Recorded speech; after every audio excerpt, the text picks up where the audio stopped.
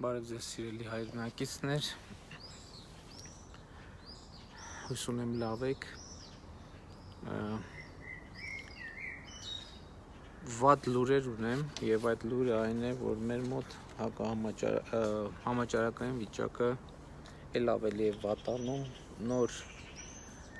կորոնավիրուսով դեպքերը արդեն այսօր 3 արձանագրել ենք 697 դեպք։ Ինչ է սա նշանակում։ Սա նշանակում է, որ մենք արդեն մի իրավիճակում ենք, երբ մեր բուժ հաստատությունները ուղղակի կարող են և արդեն այդ վիճակում են, որ կան արդեն հոսպիտալացման կարիք ունեցող մարդիկ, որոնց ժամանակին մենք չենք կարողանում հոսպիտալացնել։ Տեսեք, ընդհանուր առմամբ պրոբլեմը բաժանած է երկու մասի։ Կան մարդիկ, ովքեր ինձ նման կորոնավիրուսով վարակված լինելով, այսպես առնվազն իրենց տանը իրենց կյանքը շարունակում են սովորական ռեժիմով։ Ասեմ նաև, որ մենք 3 ավելի մանրամասն բժշկական հետազոտություն անցանք, ես, Աննան, Մարիամը, և արձանագրվեց, որ մենք, այսինքն թոքերի հետ կապված որևէ խնդիր չունենք, այսինքն թոքաբորբ չունենք,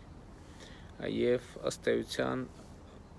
լիարժեք ասիմպտոմ ենք տանում հիվանդությունը։ Իմիջիայլոց ասեմ, որ սովորաբար հիվանդությունը սիմպտոմներով սկսվելու պարագայում է բարդանում։ Մենք վիճակագրություն ունենք, որ ասիմպտոմ հիվանդների միայն 10%-ն է, որոնց մոտ հետագայում բարդություններ են առաջանում։ Այսինքն 10% հավանականություն կա, որ մեր մոտ սկսի թոքաբորբ զարգանալ։ Փոքրիկներին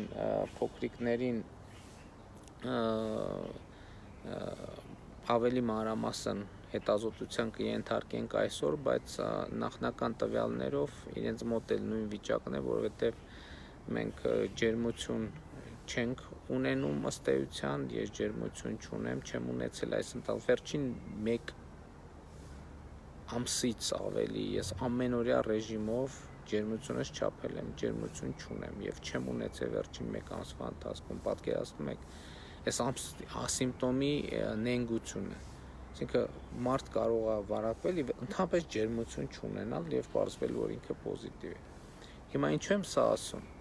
Սա ասում եմ, որ տեսեք, այս հիվանդությունը այնքան նենգ է, ես հասկանում եմ, հիմա սենց համ ասում եմ կորոնավիրուսով վարակված եմ, համ սենց եթեր եմ մտնում, աշխատում եմ, բրիֆինգ եմ տալիս, դուք տեսնում եք ինձ, այսինքն հիվանդ տեսք չունեմ, ինքնազգացողության բացի ինչ-որ մի քիչ հոդացավերից ուրիշ տենց առանձնապես սիմպտոմ չունեմ։ Եվ հիմա իմ խնդիրն է բացատրել իրավիճակի լրջությունը։ Այսինքն այս երկակի իրավիճակը պատկերացնում եք, չէ, ինչ վիճակ է։ Բայց մյուս կողմից այն փաստը, որ ըստ էության հիվանդների մեծամասնությունը իմ նման են, 75% մոտավորապես ասիմպտոմ են։ Մեզ խանգարում է, որպեսզի մենք իրավիճակի լրջությունը բավարար չափով գնահատենք։ Բայց այն 25%-ի մեջ լրջությունը նրա մեջ է, որ այն 25%-ի մեջ մարդիկ կան, ովքեր շատ լուրջ և ինտենսիվ բուժօգնության կարիք ունեն։ Ու պրոբլեմը հետևյալի մեջ է։ Ես ասացի 25%-ն են այդ մարդիկ հիվանդների մեջ, երբ որ ընդհանուր հիվանդների թիվը 100 է, այդ ինտենսիվ բուժօգնության կարիք ունեցողների 25%-ը ֆիզիկական ծավալով 25 հոգի է, և մեր որևէ խնդիր չունի մեր առողջապահական համակարգ այդ 25 հոգուն սպասարկել։ Երբ որ մեր հիվանդների ընդհանուր թիվը 1000 հոգի է, որոնցից 750-ը ասիմպտոմ են, այսինքն ինձ նման իրանց կյանքով կարող են ապրել մի տարբերությամբ։ 250 հոգին արդեն ավելի ծանր խնդիր է։ Երբ որ հիվանդների թիվը 10,000 է, արդեն 2500 հոգի են այն մարդիկ, ովքեր ինտենսիվ բուժօգնության կարիք ունեն։ Հիմա մենք եկել ենք այս եզրին ենք հասել։ Այս եզրին ենք հասել եւ մեր առողջապահական համակարգը ճկռում է արդեն։ Եվ հիմա ասիմպտոմներին մենք պետք է բաժանենք երկու խմբի։ Ասիմպտոմներ, ովքեր գիտեն, որ իրանք հիվանդ են, եւ ասիմպտոմներ, ովքեր չգիտեն, որ իրանք հիվանդ են։ Ես օրինակ ոնց եմ իմացել, ես ոչ մի ախտանշան չեմ ունեցել։ Ես պարզապես որ միջոցառում կար, պետք է զինվորների հետ մեզ շփվեի, չէ, նախ ես պրոֆիլակտիկ ինչքան 15 օրը մեկ տեստ եմ հանձնում։ Եվ այդ այցից առաջ ուղղակի պրոֆիլակտիկ իմ օրներ համ էլ պետք է այդ լիներ, հանձնեցի եւ պարզվեց դրականատեստի արդյունքը։ Եվ ես հիմա իմանալով, որ վարակված եմ, ուրիշներն էլ իմանալով, որ վարակված են, ինձ շփումները այնքան սահմանափակված է, որ ես հիմա համոզված եմ, որ ուրիշ մարդու չեմ վարակի, որովհետեւ ես գիտեմ, ինքն էլ գիտի, եւ բոլոր կանխարգելիչ միջոցառումները ձեռնարկում ենք, բայց հիմա այսօր երկրում կա մոտավորապես 20,000 իմ նման մարդ, որոնք չգիտեն, որ իրենք հիվանդ են։ Չգիտեն, իրանք էլ չգիտեն, իրանք շրջապատի մարդիկ էլ չգիտեն։ Եվ այստեղից է այդ 20,000 մարդը, որը ինքն էլ չգիտի, ոչ մեկ էլ չգիտի, իրանք են դառնում վարակի հիմնական տարածողները։ Որտեղ են այդ մարդիկ։ Այդ մարդիկ հասարակական տրանսպորտի մեջ են, աշխատանքի վայրում են, սրճարանում են, փողոցում են քայլում։ Եվ որպեսզի այս վարակի այսպիսի տարածումը տեղի չունենա, շատ կարևոր է, որ մենք բոլորիս, առանց բացառության, բոլորիս վերաբերվենք որպես վարակակիր, բոլորիս։ Եվ բոլորիս հետ բոլոր տեղերում շփումների ընթացքում կիրառենք կանխարգելիչ միջոցներ։ Դա հակահամաճարակային կանոնների պահպանումն է։ Ամենուր, ում տեսնում եք, մենք բոլորս իրար պետք է վերաբերվենք որպես պոտենցիալ վարակակրի, որովհետև մենք վստահաբար գիտենք, որ երկրում առնվազն 20-25 հնարավոր է 30,000 իմ նման ասիմպտոմ հիվանդներ կան, այն տարբերությամբ, որ իրանք չգիտեն, որ իրանք հիվանդ են։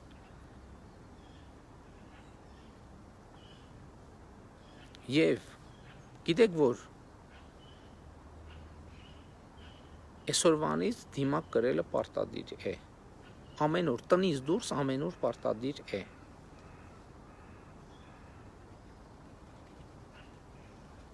Եվ մենք պետք է իրար հետևենք, իրար պարտադրենք, իրարից պահանջենք, որ հակահամաճարակային կանոնները լիարժեք պահպանվեն։ Եվ ես նախորդ օրը եւ երեք համոզվեցի, որ այս ընթացքում մեր կիրառած ամենաարդյունավետ գործիքը հանրային վերահսկողության գործիքն է։ Եվ ես երեք հայտարարեցի, որ մենք ձևավորում ենք հակահամաճարակային հանրային վերահսկողության թիմ։ Եվ ես հիմա ուրիշ խնդիր եմ դնում, Հայաստանում պետք է սկսի հակահամաճարակային շարժում։ Եվ մեզնից յուրաքանչյուրը պետք է իրենից կախվածը անի համաճարակի տարածումը կանխելու համար։ Ինչպես առաջինը ինքը ճշգրտորեն պահի հակահամաճարակային կանոնները, եւ ուրիշներից պահանջի հակահամաճարակային կանոնների պահպանում, եւ հակահամաճարակային կանոնների խախտման դեպքերը հրապարակի սոցիալական ցանցի իր էջում։ Արդեն իսկ պետական մարմիններում, ոստիկանությունում ստեղծվել է մոնիտորինգի խումբ, որը հետևելու է սոցիալական ցանցերում արվող ահազանգերին։ Եվ ես հիմա ուզում եմ կոչ անել բոլորիս, որ բոլորով միանանք այդ շարժմանը, բայց առաջինը մենք ինքներս պահպանենք կանոնները։ Ընդ որում կապ չունի մենք ախտորոշված ենք, թե ախտորոշված չենք։ Հիմա օրինակ ես ախտորոշված լինելով, ես էլ ունեմ այդ խնդիրը, օրինակ մենք թույլ չենք տալիս, որ մեր տուն շեմքից ներս ուրիշ մարդ մտնի։ Անկախ նրանից, այսինքն ամենատարբեր առիթներով եւ պատճառներով։ Հաջորդը ես կոչ եմ անում, որ էլի դուք հրապարակեք խախտումների դեպքերը հատուկ ուշադրություն դարձնելով առաջինը բանկերին, հայփոստին, առևտրի կենտրոններին, հասարակական տրանսպորտին, պետական կառավարման մարմիններին, որպեսզի ես հնարավորություն ունենամ պատժել բոլոր այն պաշտոնյաներին, ովքեր իրենց գերատեսչություններում հիմնարկներում չեն պահում հակահամաճարակային կանոնները։ Աշխատանքի վայրում որևէ տեղ, որ աշխատում եք, չգիտեմ, էական չի, թե որտեղ եք աշխատում, պետական թե ոչ պետական հիմնարկներում, որտեղ Գլորիայի դեպքը ցույց տվեց, ընդամենը տեսեք, մի հատ ավտոբուսի կադր էր, որը հրապարակվեց, եւ այդ ավտոբուսի կադրը ցույց էր տալիս, թե ինչ որակ է այնտեղ հակահամաճարակային կանոնների պահպանման, եւ միանգամից տասնյակ աշխատողներ հետևից ախտորոշվեցին դրական։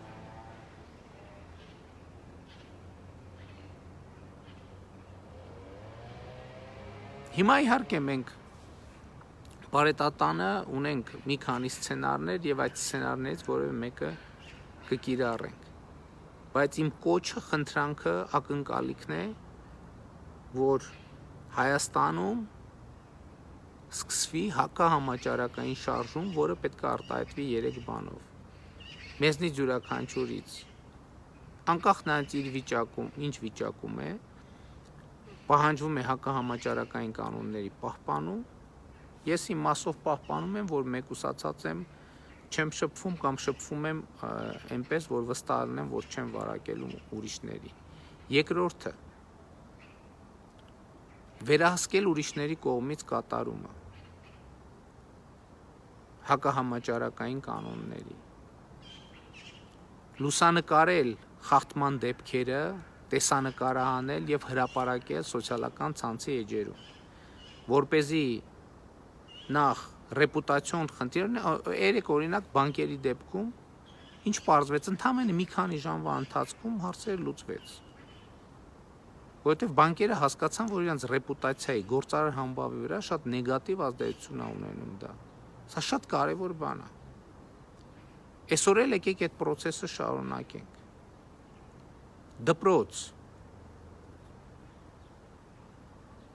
Դպրոցներում ինչա տեղի ունենում, հասարակական վայրերում ինչա տեղի ունենում, կանգառներում ինչա տեղի ունենում։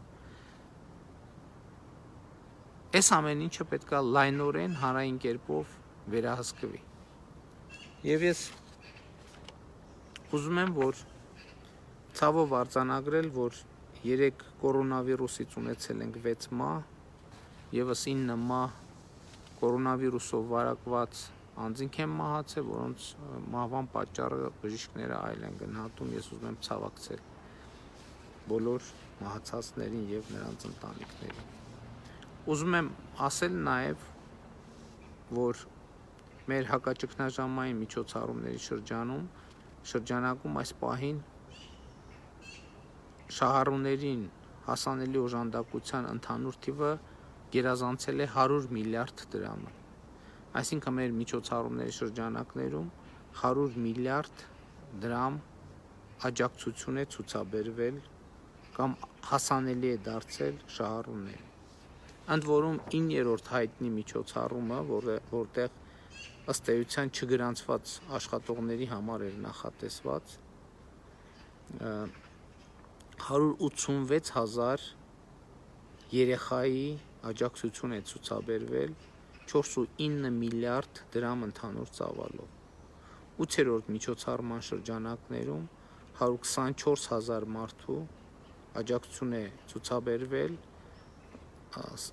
այն մարդիկ են, այն մարդկանց մասին է խոսքը այստեղ, ովքեր համաճարակի պատճառով, այդ համատարած փակ լոկդաունի պատճառով աշխատանքը դադարեցվել էր 8.4 միլիարդ դրամի աջակցություն է ցուցաբերվել։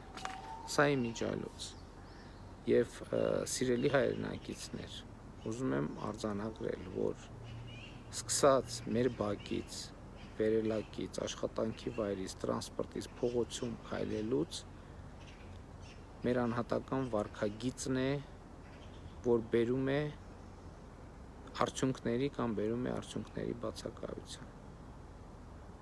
Այսօրվանից տնից դուրս մենք կարող ենք լինել միայն դիմակով։ Երեք իդեպ տնտեսական մրցակցության պաշտպանության հանձնաժողովի նախագահը զեկուցեց, որ դիմակների գների անկում է արձանագրվել որոշակի, այդ թվում ձեռնարկված միջոցառումների շնորհիվ եւ կա հույս, որ ավելի կիչնի դիմակների գինը։ Էլի եմ ասում, գիտեմ, որ սա բեռ է, սոցիալական, նաեւ տնտեսական բեռ է, բայց կրկին նույն օրինակն եմ բերում։ Այսօր ոչ ոք չի ասում, որ գիտեք ինչ, ակնոցը թանկ է, դրա համար ես ակնոց չեմ կրում։ Սա էլ ակնոցի նման մի իրավիճակ է, որովհետև մենք կույր ենք այդ առումով, որովհետև չգիտենք դիմացինը հիվանդ է կորոնավիրուսով թե չէ։ Եվ մենք պետքա ելնենք այն կանխավարկածից, որ բոլորը ում տեսնում եք պոտենցիալ վարակակիր է եւ նրանից կարող եք վարակվել։ Եվ դուք ինքներդ էլ պոտենցիալ վարակակիր եք եւ ուրիշներին կարող եք վարակել։ Ես համոզված եմ, որ դուք չեք ուզում դա։ Ոչ մեկը չի ուզում դա։ Եվ իմ ակնկալիքն է, որ դուք շարունակեք սոցիալական ցանցերում հրապարակել